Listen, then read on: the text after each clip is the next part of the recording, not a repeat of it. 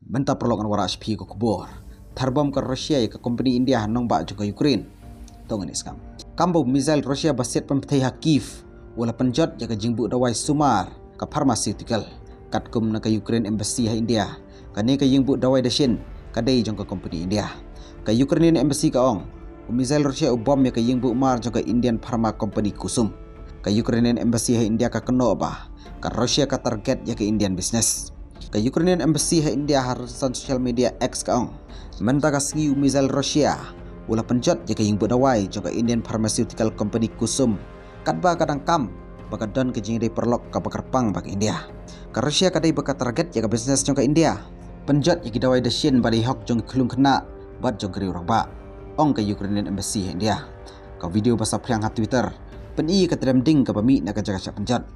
Kam baka jingir tama drone siteng mit ke Rusia. Lapan jular ya shibun ki building ha Kiev.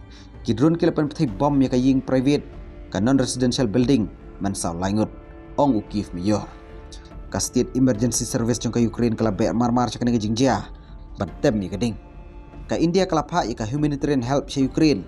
Nado ka jingir tama jong ka Rusia hosnam arjarap sao. Uhe ka Ukraine amfos ong. Ka Rusia ka panher prabu prateli ki drone hakaleng saudong ka Ukraine. Naki prabu prateli ki drone Rusia. San Pedro terli leset penhap kam u general staff jong ka amfos. Martin Harris u UK ambassador sa Ukraine kumju u kedau syapang ka jimbom missile ka Rusia.